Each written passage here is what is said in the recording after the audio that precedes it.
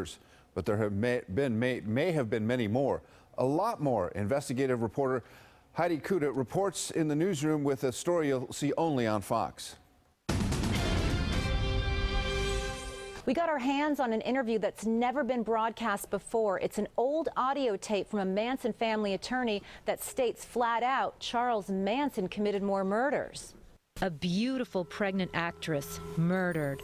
Her friends, a celebrity stylist, an heiress, a writer, and a stranger in the wrong place at the wrong time, all murdered by Manson family members, shot, bludgeoned, stabbed 102 times. The next night, 2 more killings, a grocer and his wife brutally stabbed 67 times. 1969, the Manson family crime spree spawned a year of terror in Los Angeles. Charles Manson, a career criminal, called it helter skelter. It was his attempt to start a race war. With one fell swoop, it put the fear of God into everybody. They started running in, locking doors, afraid to let children go to school, questioning everything. And it wasn't just the United States. This went all over the world.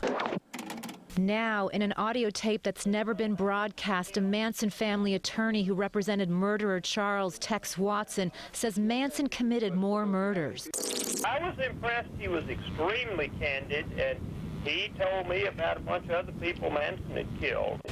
That attorney, Bill Boyd, represented Watson in 1969. Watson was later convicted for his role in the murders of pregnant actress Sharon Tate and her guests at this Benedict Canyon home. Watson was also convicted in the slaying of the Silver Lake couple. Each of these murders were masterminded by Charles Manson, who preyed on teenage runaways to do his bidding. I feel good feelings towards everything. I feel no bad. I know no bad. On this tape, Boyd tells author Tom O'Neill, who is working on a Manson family book, that Watson was very clear. This was Manson killing some other people. Boyd says Watson didn't implicate himself. Well, I don't think it had anything to do with anything he had done. But Watson repeatedly implicated Manson. He told me about a bunch of other people Manson had killed. It would not surprise me if there were more murders. At 16, Barbara Hoyt became a Manson family member, but by 17, she had turned on the family and spent the next 7 years testifying against them. She says she herself was targeted by Manson for murder. They tried to kill me in Hawaii.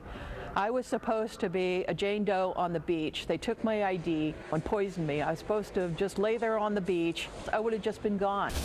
The allegations of additional murders are reopening old wounds. This is an ugliness that can span generations, and it just kills me to think that another human being could possibly feel the same loss that I do at the hands of these killers.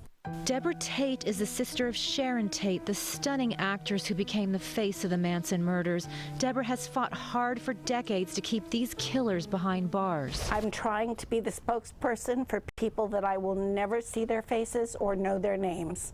But I do believe that these horrible crimes could very likely repeat themselves again if these people are let out into society. On this tape, attorney Boyd says he has 20 hours of recorded interviews from Tex Watson, interviews from 1969.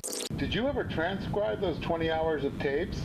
No, unfortunately I didn't, and I kept them in a fireproof safe. Boyd died in 2009, and this tape you're listening to has prompted the LAPD to try to get those 20 hours of tapes out of a Texas bankruptcy court. There is no statute of limitations on homicides. I have something to prove.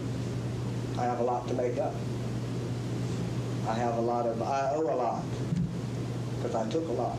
And there's an urgency. A state parole board has recommended the release of Manson family murderer Bruce Davis, convicted in 2 homicides, killings directed by Manson. He is a murderer. He's a cold-blooded murderer. Hoyt says the Tex Watson tapes could hold the key to more murders that Davis may have been involved in. I wouldn't be surprised. God knows what Tex would have said.